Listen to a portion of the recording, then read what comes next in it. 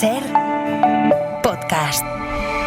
We've been gone for such a long time that I'm almost afraid to go home. A long road is a long, dragged out imagination where things can go wrong, but we keep rolling on.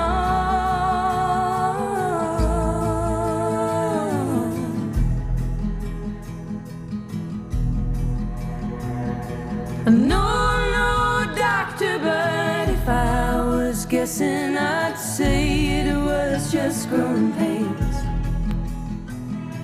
And painful as growing is, we can't forget it's hard to get to taking the reins, and we'll all be okay.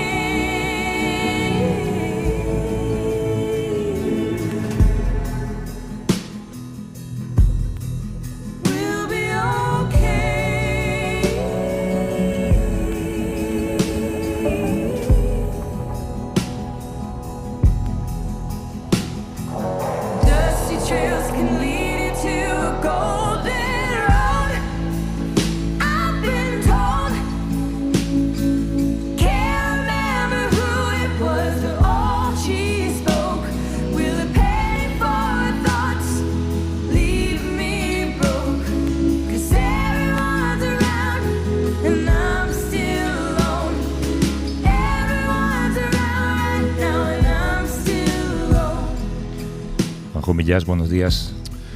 Buenos días, Javier. No te ha caído un marquesado a ti, por lo que yo sé, ¿no?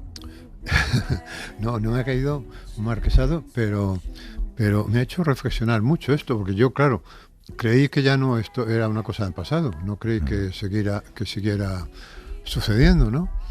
Y entonces me ha reafirmado en la importancia que tienen los cuentos de la tradición oral todavía, ¿no?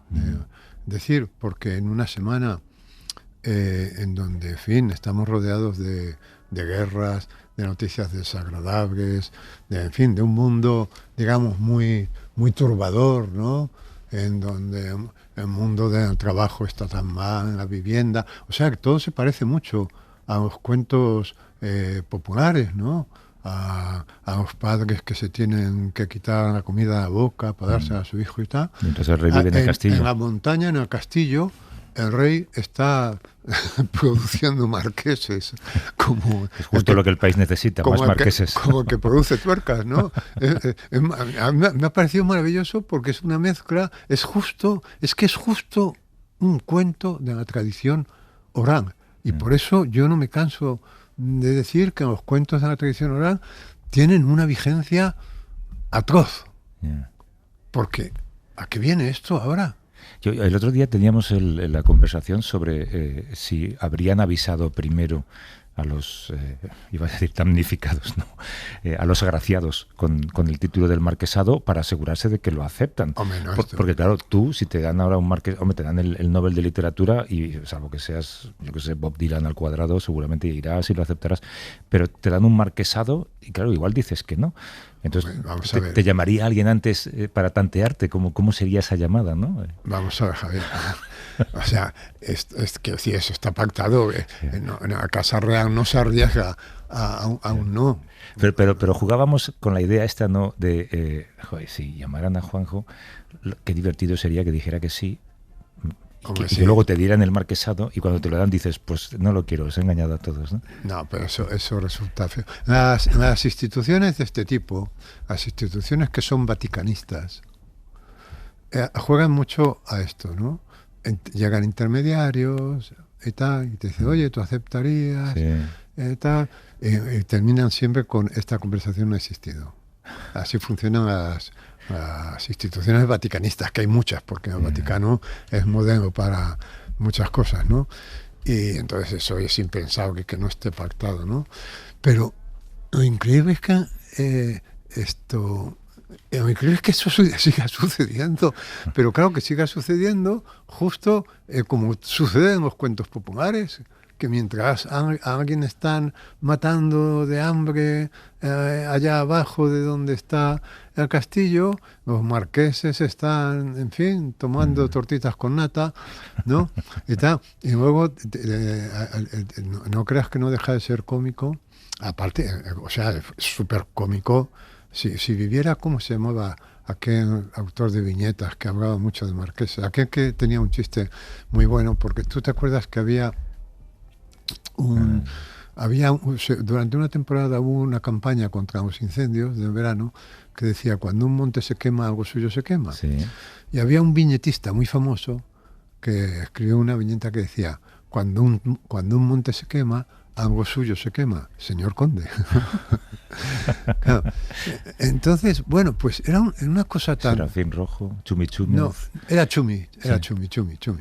Y entonces, claro, es un desconcierto que te vuelve un poco loco, ¿no? Porque estás en una noticia terrorífica, que están bombardeando no sé qué, que al alcalde de Almeida me parece muy bien que un policía haya ahogado a un tío que había robado el móvil, que, en fin, todo horrores, que en la iglesia metiéndose... Que pida elecciones anticipadas. Que hay que pillar elecciones anticipadas, los obispos, ¿no? Que jamás se han metido en esto. Que Israel bombardee lo que quiera bombardear. Bueno, y en medio de todo esto, señora marquesa, señor marqués y tal, y además con precisiones muy cómicas, ¿no? Porque hay estos marquesados que son hereditarios, es decir, que tus hijos, y marquesados que son vitalicios, es decir, que cuando te mueres tú desaparece el marquesado. Sí. Claro, son marquesados de distintas categorías, ¿no? O sea, como que yo no me puedo dejar a mis hijos un marquesado. Mi marquesado. Que le pregunté a ChatGPT qué significa ahora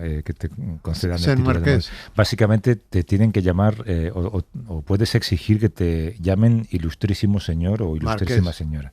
Sí, Sí, pero más allá de eso, poco más. Lo puedes poner en las tarjetas de visita, ahora que ya no existen las tarjetas Sí. de visita. Oye, hay que molar, decirle a tus amigos, oye, a partir de ahora ilustrísimo me tienes que llamar. Es algo realmente... Por eso yo te digo, tienes que volver a los cuentos populares. Tienes que volver a leer Hansen y Gretel. Esto lo hemos hablado muchas veces. ¿Cómo nos cauterizamos ante lo que escuchamos, ¿no? Y ahora tú has mencionado esto. Yo esta semana en un informativo local de Madrid en la radio, todo lo que escuchaba era aterrador. O sea, ver cómo el alcalde de Madrid defendía al policía municipal que ha matado a un pobre hombre sin una sola palabra de compasión hacia el individuo muerto, hacia la familia del muerto. No, todo es el policía haciendo su función y estaríamos siempre con la policía.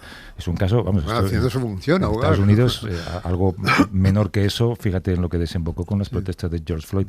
El ayuntamiento eleva el nivel de ruido permitido para facilitarle las cosas a los de la Fórmula 1. Esto es estupendo, ¿no? Los obispos. Dice, en la Fórmula 1 no puede existir porque supera el ruido. Da igual, pues rebajamos los niveles. Como llamar a la M30 calle. Dice, no puede ser porque no es una calle. por el informe de impacto ambiental. Dice, bueno, pues entonces le llamamos calle y ya puede ser. Sí. Bueno, y ya está, y te tienes que aguantar. Entonces yo te decía, digo, es que hubo un día que realmente era apagar la radio y decir, pero ¿cómo podemos acostumbrarnos a todo esto, no? ¿Cómo no nos soliviantamos contra declaraciones como esas del alcalde? Que es que era para decirle, para sentarle ante un tribunal de ética y darle una clase de primero de ética, ¿sabes? Y sin embargo no pasa nada. Está estudiado, Javier. Sí. Al horror te acostumbras enseguida. Y tú traes una poesía para combatirlo. No, yo es que, claro, como he tenido estos días tan agitados, y para mí la poesía es un ansiolítico, ¿no? Yo soy un lector habitual de poesía, pero estos días la he dejado... Nunca has escrito poesía, ¿no? De joven, mucha. De joven, mucha. Entre los 15 y los 21 escribí mucha poesía. Y de repente notaba que me faltaba algo. Y entonces resulta que cogí un libro que es de una poeta norteamericana, Sharon Olds, que es un poco mayor que yo, pero todavía vive. Y mira, he arrancado de un libro, el poema, como se arranca un pétalo de una flor, para regalártelo. Mira. Te regalo el pétalo después. Y mira, Es estupendo, bueno, es alucinante. Se titula Fotografía de muchacha y cuenta un pie de foto, una foto que vio del año 21, ¿no? De una niña rusa en pleno frío, y en el momento de que es una puber, en el momento en que le llega la regla, ¿no? Y este texto que vas a escuchar, que es muy breve, se podría aplicar perfectamente hoy a una niña palestina, de Gaza. Dice así. La muchacha se sienta sobre el suelo duro, la árida cuenca de Rusia en la sequía de 1921.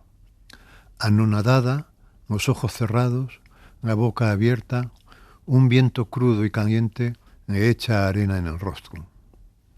El hambre y la pubertad la toman juntos. Se apoya en un saco. Las capas de ropa aletean con el calor. No puede no ser bella, pero tiene hambre. Cada día enflaquece más y sus huesos se agrandan, porosos.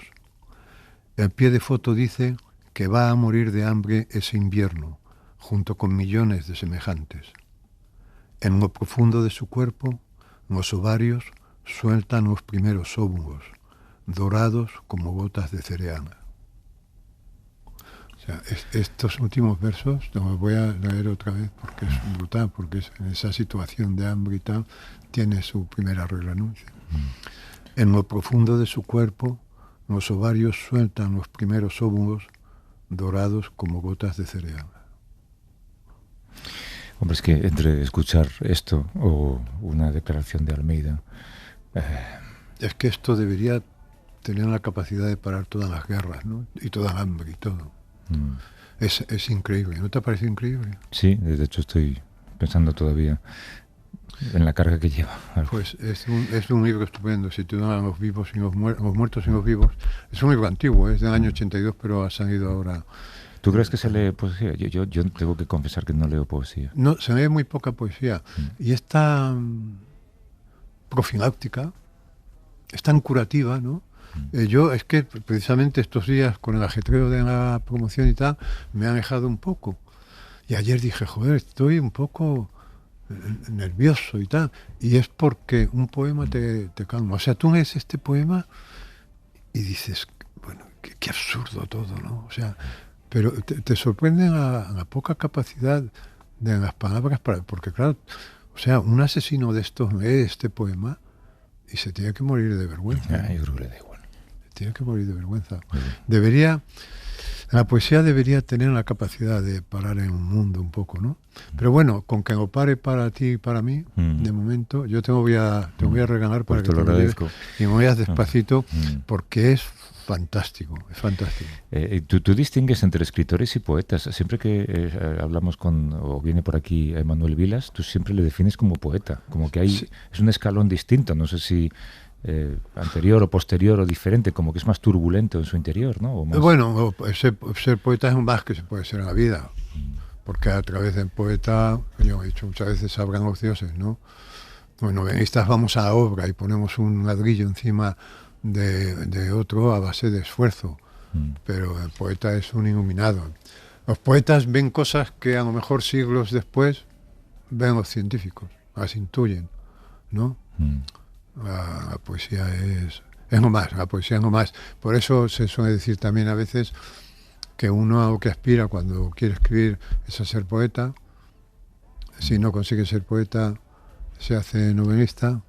Y si no consigue ser poeta, se hace cuentista. Si no es cuentista, novelista. Y si no es novelista, periodista. Y si no puede ser novelista, y si no puede ser cuentista, se hace novelista. No, esta es la graduación. ¿Recomienda un libro de poesía para estos tiempos o un autor? Pues mira, piénsalo bien porque se va a agotar en la próxima. No, ya que has citado a Manuel Vilas, yo citaría un libro de Manuel Vilas. Lo que pasa es que ahora mismo no recuerdo el título que estoy buscando en mi cabeza. Qué pena, pero lo buscamos en internet.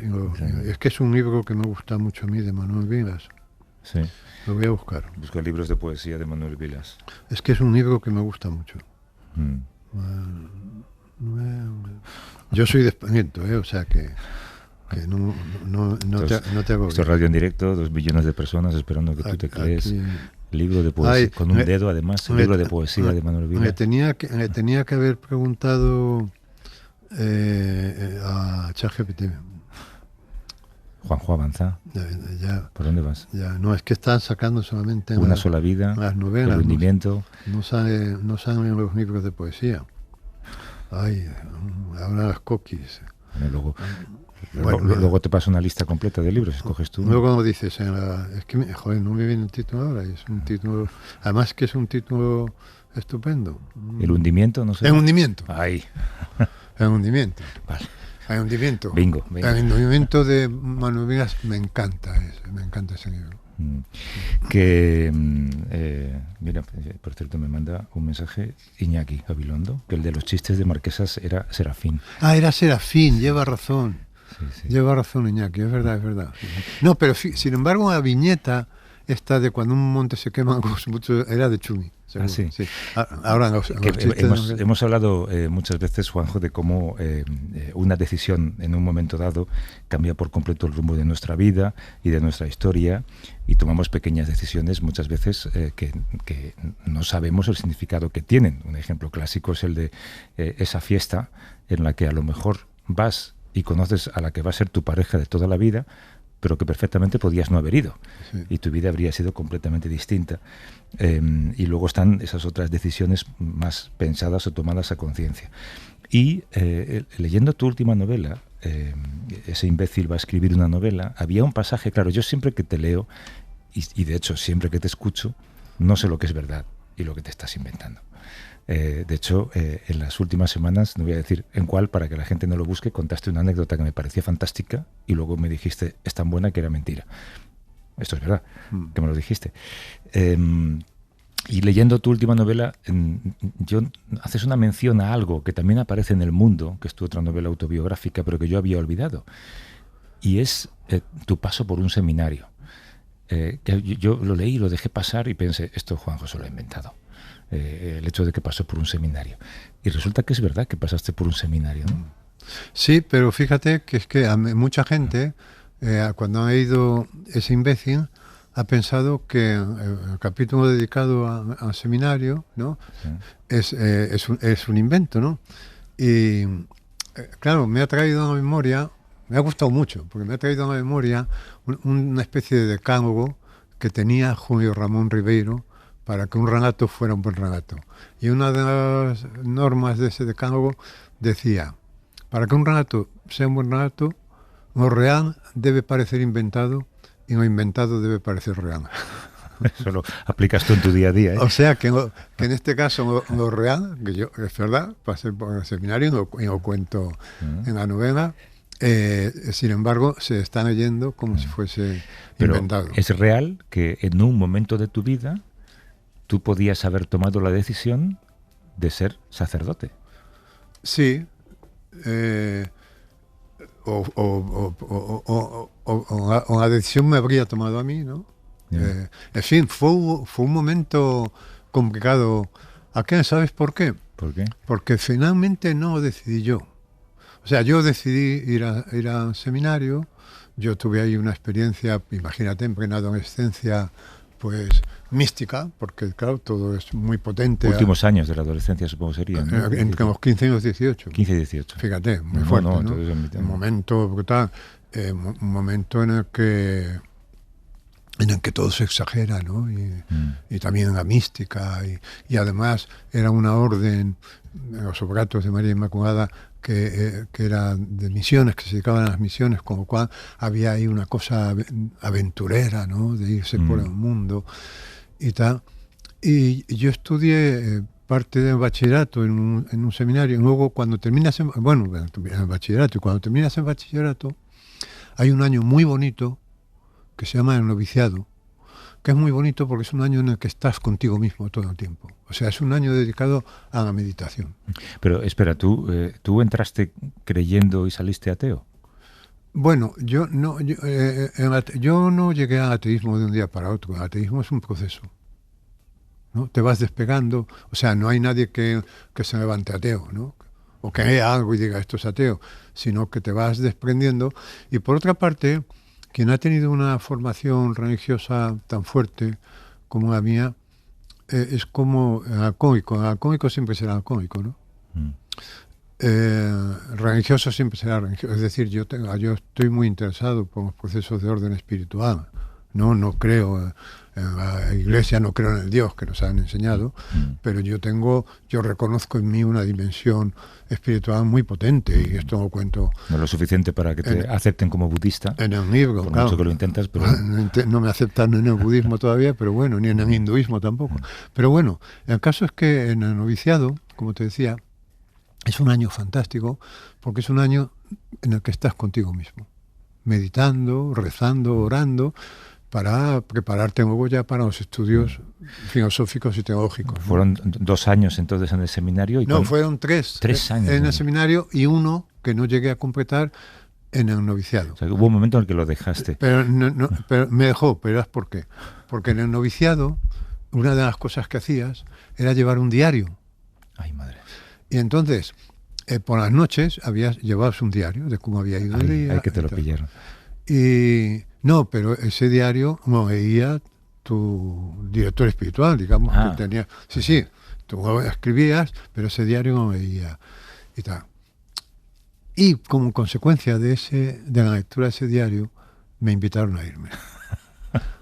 Lo estaba viendo. Yo daría ahora cualquier cosa por pillar ese diario, ¿no? Claro. Porque eran mis reflexiones, mis dudas. Con 15 años, 18 años. 18 años, ya mis dudas teológicas, mis dudas... Ahí vieron que no, y entonces no había madera. Me dijeron, mira, no está clara tu vocación. Y yo creo que también había un poco el temor de que contagiara a mis compañeros, ¿no? De que una manzana podrida estropeara.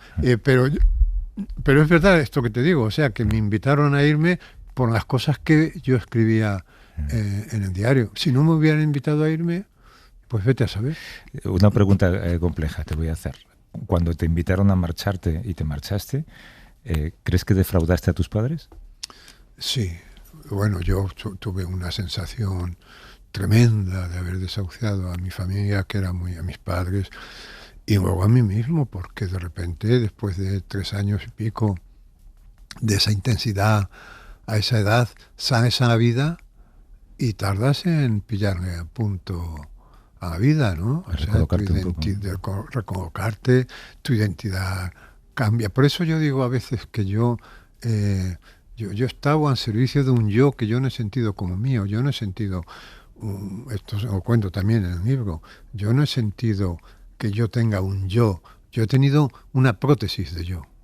Yo en algún momento me quedé sin yo y adopté una prótesis que, como las prótesis de brazos, pues durante un tiempo hacen heridas en el muñón hasta que se hace callo, y bueno, y hay un momento en que la manejas con tan soltura que parece real. Pero yo tengo la conciencia de tener una prótesis de yo más que un yo, ¿no?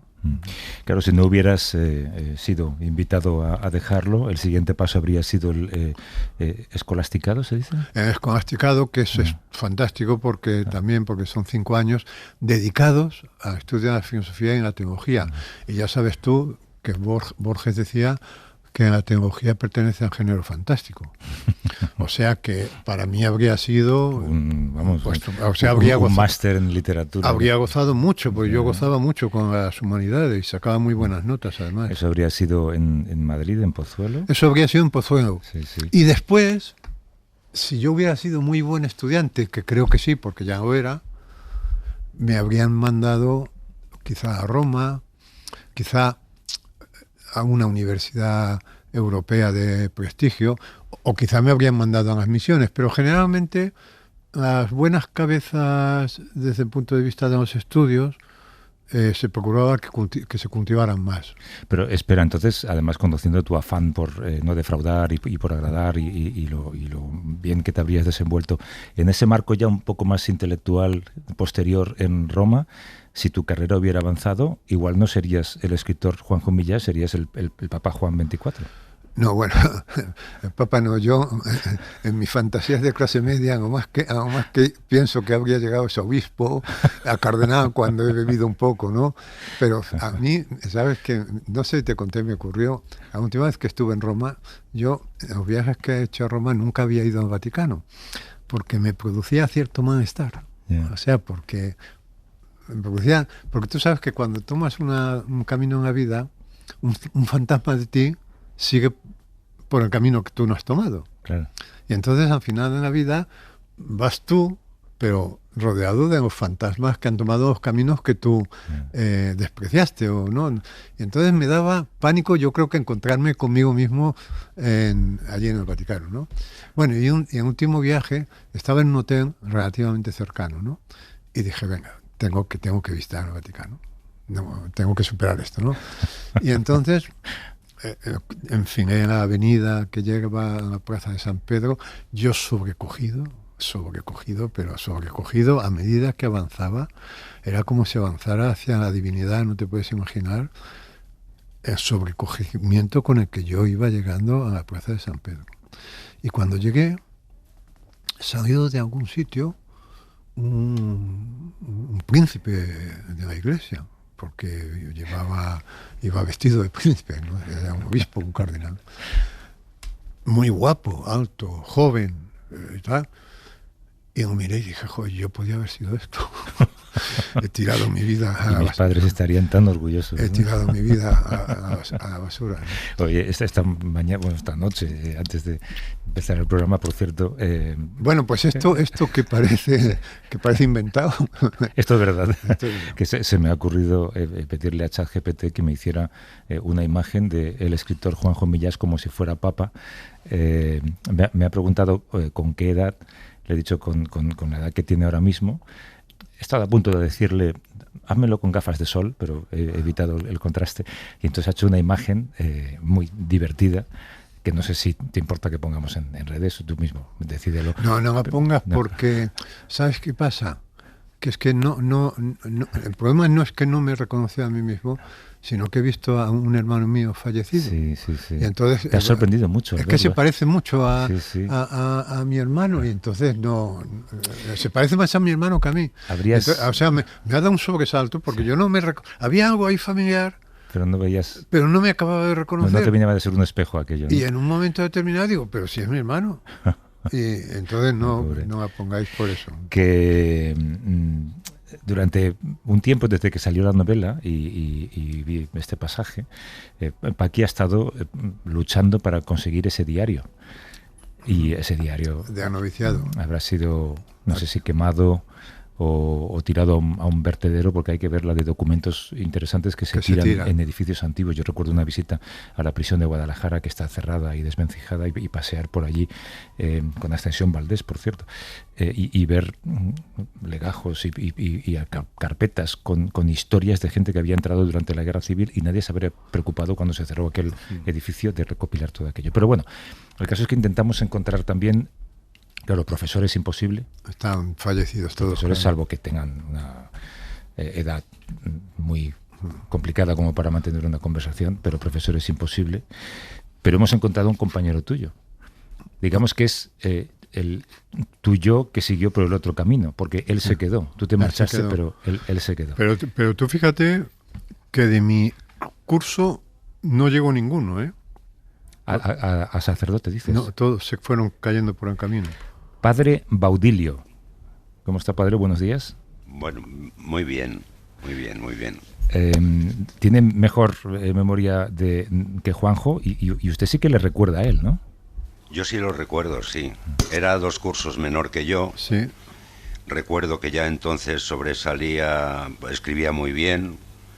El profesor de literatura hablaba muy bien de él, incluso decía que llegaría no a ser escritor, pero sí a escribir muy bien. Quizá demasiado bien, ¿no? Igual ponía demasiados datos en ese diario. Sí, claro. Pero bueno, él se refería sobre todo a las clases de literatura, a las redacciones que hacía y a todas esas cosas, ¿no? De hecho, yo creo que él lo sabe mejor que yo. Hay un libro que se llama Letra Muerta, que reproduce muy bien nuestra experiencia en el seminario. Incluso el nombre de los profesores. Seguramente él te lo puede explicar mejor que yo. Sí. Sí. Hola, Baudinio, ¿qué tal? Sí. Te tuteo porque eres condiscípulo. Permíteme hombre, que no sí, te llame claro. padre Baudinio. Sí. Baudinio, si tú fíjate, si la gente pensaba que lo de mi novela era falso y que esto podría ser un montaje que estamos haciendo, se afianzará por el nombre que te hemos dado, porque no hay nadie que sea mi Baudinio en el mundo, ¿no? Ya lo creo. Es ficción. Así que, bueno, esto... Pero en ese libro tú cambias un poco el nombre de los profesores, Sí, pero todos... Ay, El superior, que era Cojo, otro Sí. que se llamaba Vaquera, tú le llamas Cabrera. Cabrera, sí. Sí, otro que se llamaba Ramiro, no sé exactamente el nombre que le pones. Ramiro, ¿sabes que Ramiro fue en las misiones y lo hicieron obispo en Sí, es Latinoamérica? obispo, Ahí sí. llegó Pero en la- Venezuela. En Venezuela, ¿vive todavía? Sí, vive Ah, todavía, sí. está en Venezuela. Está en Venezuela, sí, me llegó por no sé dónde. esto empieza a ser una reunión de antiguos Sí, alumnos. no, esa novela a la que te refieres, efectivamente es una novela que escribí en el año 82 y se llama Letra Muerta. Y cuentan, Letra la, Muerta, sí. cuentan la historia de un tipo, un tipo con un rencor social excesivo, a que una organización ultraterrorista me invita a entrar, a hacerse cura para destruir la iglesia desde dentro.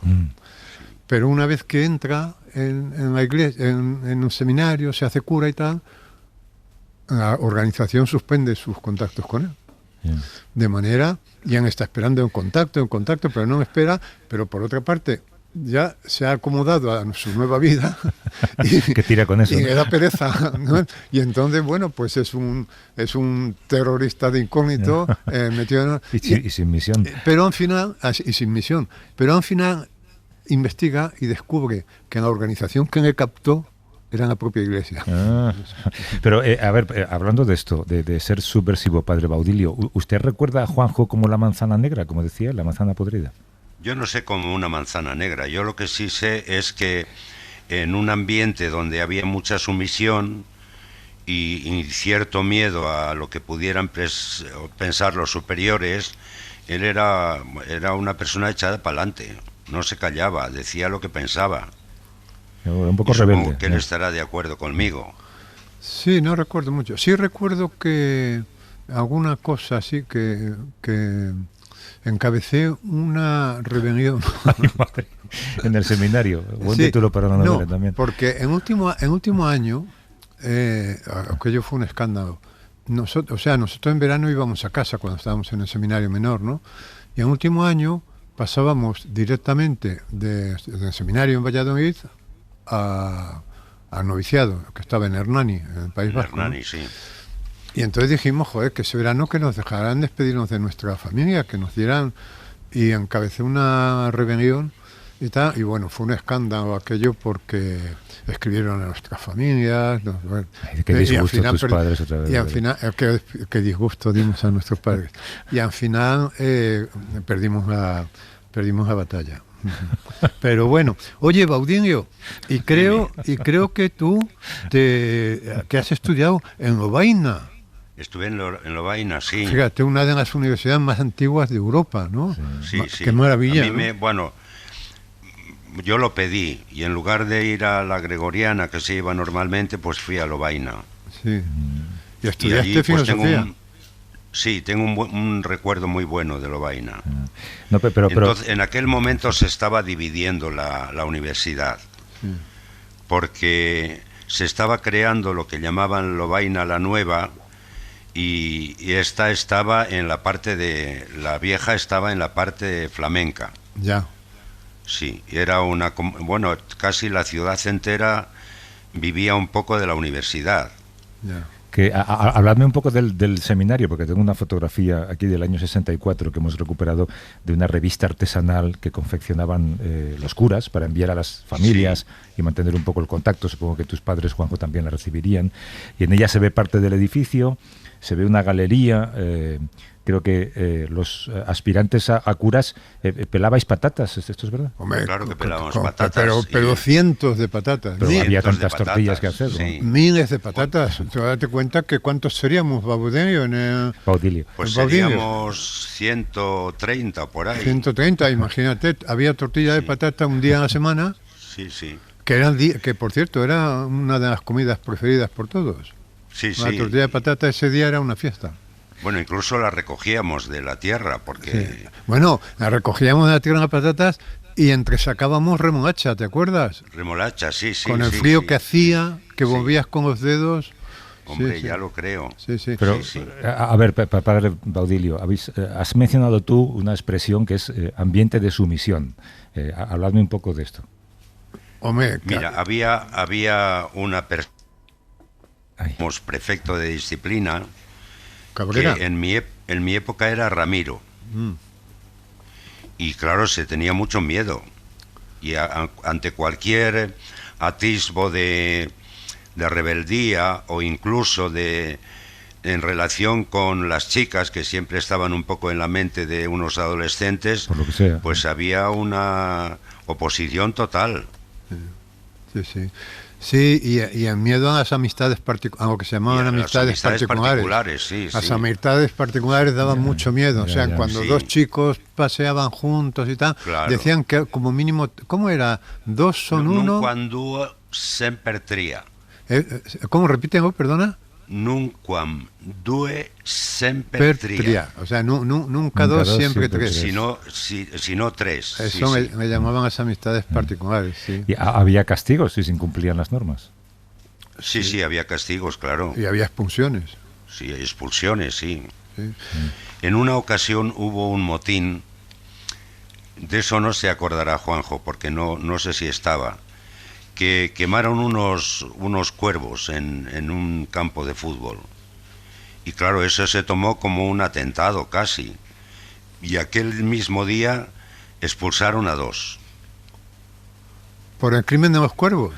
por el crimen de los cuervos. Pero sin embargo, yo recuerdo que Ramiro, el padre Ramiro, cuando era ecónomo, mataba a los pájaros porque se comían el trigo. Eso sí, bueno, Ramiro trabajaba como un campesino más. Sí, los cogía, recuerdo, cogía a los pobres gorriones de las dos patas y hacía ¡plaf! Sí. Y los desnucaba De contra verdad. uno. Se me da Una la imagen. crueldad. Y Sí. Es verdad que a un compañero vuestro le expulsaron porque encontraron en su pupitre la foto de una chica. Sí, y además no era suya. ¿Tú te acuerdas de Pocholo? No me acuerdo. Era uno de mi Pocholo. curso que le llamamos Pocholo, que era Cayendo de, de las manos. que era de Bilbao. Sí. Pues resulta que era monitor de mi curso y le quitó a otro compañero, tenía una foto de una chica. Y un día en un registro, mientras íbamos de paseo a un río, ¿te acuerdas? Sí, al Duero. A Duero, pues hacían revisiones y vieron a esa chica. Y a ese chico, cuando llegamos, nos llamaron aparte y nunca lo volvimos a ver. Desapareció. Esto como en la Rusia. Joder, tú. O sea, Sí, por la noche a lo mejor nos metieron en un fila. tren, pero nosotros nunca lo volvimos a ver, no tuvimos Sí, la sí, oportunidad de despedirnos de él, nada. Oye, pero yo tengo interés, Baudinio, en Sí. preguntarte, bueno, aparte de recordar todo esto, joder, que siempre es... Porque era bonito aquel sitio, en Abrojo. Era bonito, claro. Era bonito, teníamos mucho campo. Y Campos de fútbol, había sí, también... Era bonito. Sí, bueno, la primera, cuando yo llegué, al principio me llamó la atención que había pistas de tenis, de baloncesto, de fútbol, Sí, sí. incluso salto de pértiga. Sí. No, era un Sí, sitio, en hacíamos ese- mucho deporte, claro, para... Sí, en ese sentido estaba bien equipado. para sí. ahuyentar los malos pensamientos. Sí, Entonces, sí. una cosa que tengo yo mucha curiosidad por... O sea, ¿tú crees en Dios todavía? Sí, hombre, claro. Pero vamos a ver, Oye, escucha, dime. yo tengo, como es normal, dudas, Sí, pero sí creo en Dios, sí, claro. sí, pero ¿crees en el Dios que nos enseñaban? Bueno, muy corregido. Pero muy corregido, Baudinio, muy corregido tiene que ser. Muy corregido. Yo creo en un Dios. Es que, mira, allí una de las cosas que yo te hablo de mi caso, Sí, había un gran sentimiento de culpa sí, y de pecado. sí. Entonces una cosa frecuente por la mañana, pues si tenías problemas, era ir a confesarte para poder comulgar. Sí.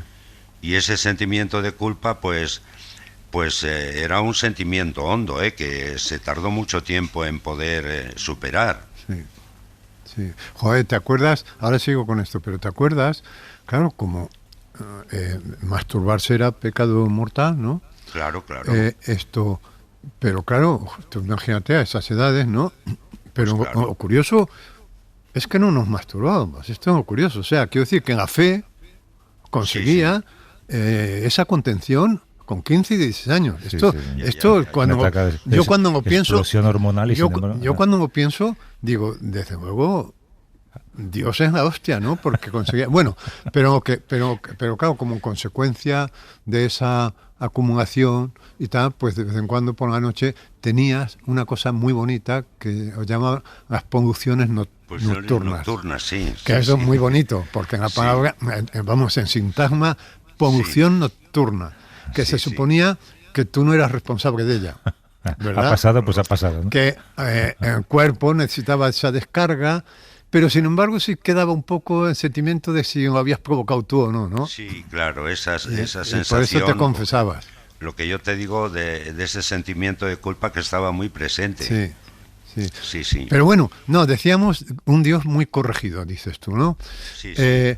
Pero que es, vamos a ver, es que yo le doy muchas vueltas a esto, ¿no? Vamos a ver, el Papa, que dice ser el representante de Dios en la tierra, lo cual esto ya no se lo cree nadie, es imposible, ¿no? ¿Qué es entonces? ¿Es un impostor o un delirante?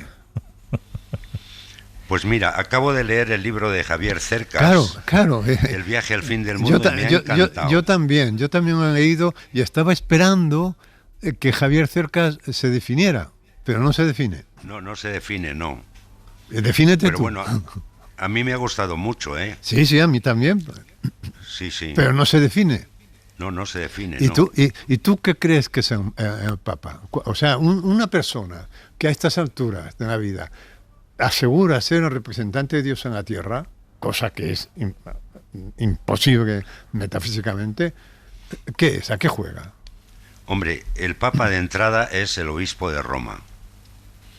Y el obispo de Roma, pues es sucesor de Pedro.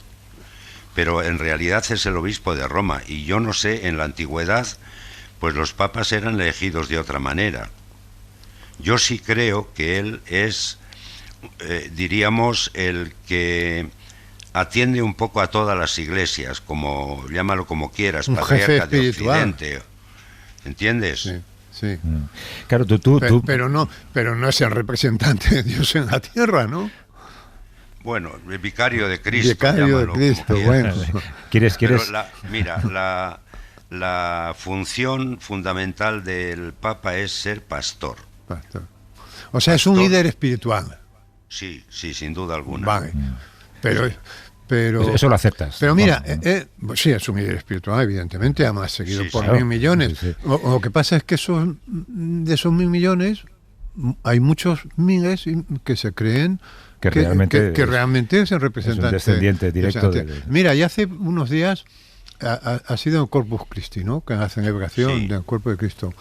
¿Tú crees realmente que en la hostia consagrada está literalmente Ay, pobre el Baudilio. cuerpo de Cristo? Ay, pobre Baudilio. Mira, yo parto de que los misterios, o si quieres los dogmas, la razón no los puede explicar.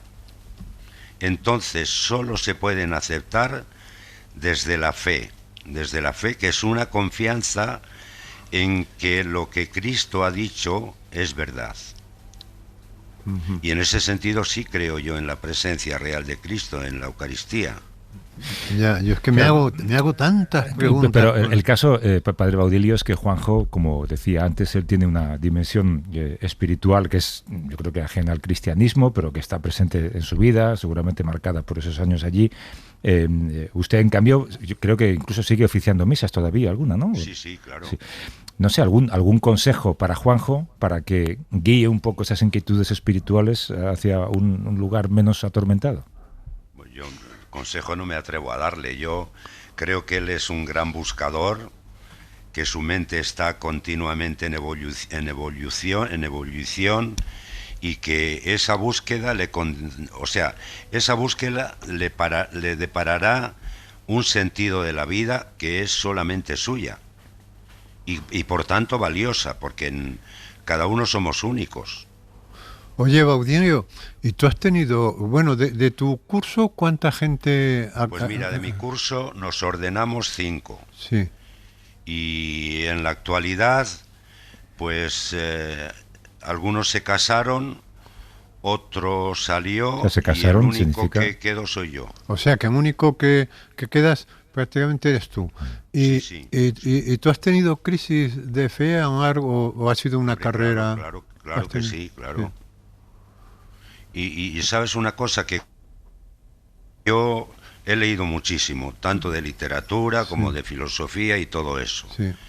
Y claro, todo eso pues te crea un montón de preguntas para las cuales no tienes respuestas. Y yo creo que la duda es un camino para buscar una verdad que sea tuya y al mismo tiempo que puedas compartir con los demás. O sea, que la fe de Juanjo puede ser la búsqueda, no, Sí. no el encuentro. Ahí ¿no? está, hay una escritora española que tiene un libro, Elogio de la duda. Y la duda es el camino para crecer en el conocimiento y para crecer también en la experiencia de la vida. Sin duda no se puede vivir. Pero por encima de la duda, yo creo que está la confianza en la vida, y para quienes tenemos fe, en la confianza de un Dios a quien no entendemos, pero en el cual confiamos. Y confiamos sobre todo, pues un poco por las palabras de Cristo en el Evangelio, ¿no? Estás en, Baudilio, estás en Remolina, en León, creo. Estoy en Remolina, sí, es un pueblo muy bonito. Tu pueblo, ese es el seguramente. pueblo. Sí, Sí, sí. O sea que, está junto a Riaño, si os suena un poco más. Sí, ahí hicimos, Paqui y yo, un reportaje hace tiempo en el Vance, sí. sí. sí, sí. Esta zona es bonita, es Muy bonita. Montañosa, con mucho bosque y todo eso, ¿no? ¿Y tú sabías o recordabas, Baudilio, que Juanjo estaba en tu promoción cuando veías que salía un libro suyo o estaba en tu seminario? Sí, yo, Lo recordabas, bueno, ¿no? yo he leído algunos libros, suelo leer los viernes en El País el artículo que publica. Sí. Él es un poco, no sé, un poco misterioso, un poco freudiano, diría yo. Sí, ¿no? Y me gusta mucho, maneja muy bien el lenguaje y, bueno, tiene una imaginación prodigiosa. ¿Es el más famoso de los seminaristas entonces? ¿O? Pues de nosotros sí, yo no he conocido a nadie que haya llevado el currículum suyo y que haya tenido sus éxitos, ¿no?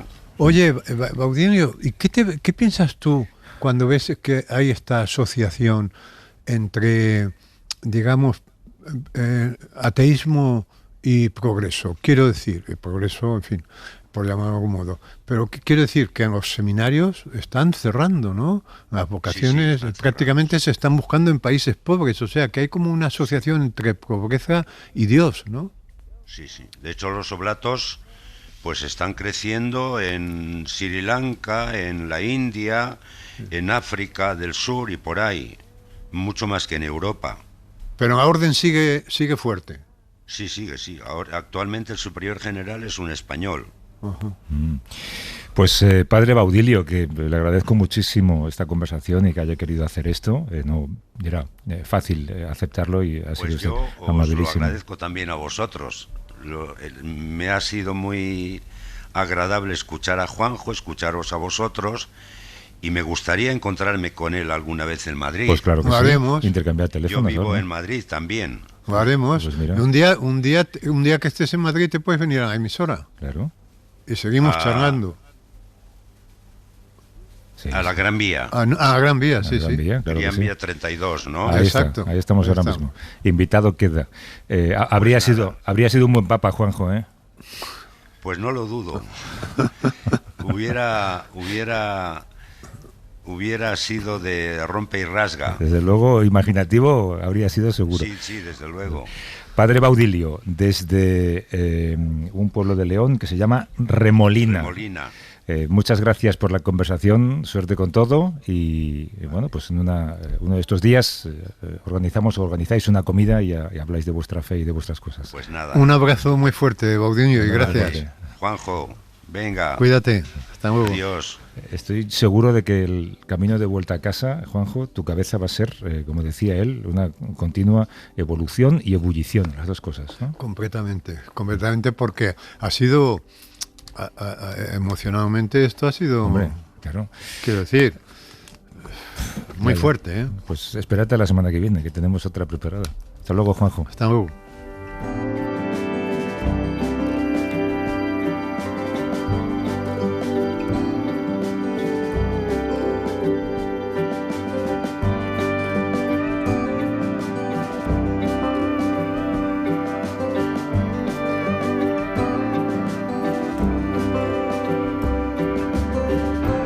Used to love you like the world did. I used to love you like a child. The thing about people is they change when they walk away.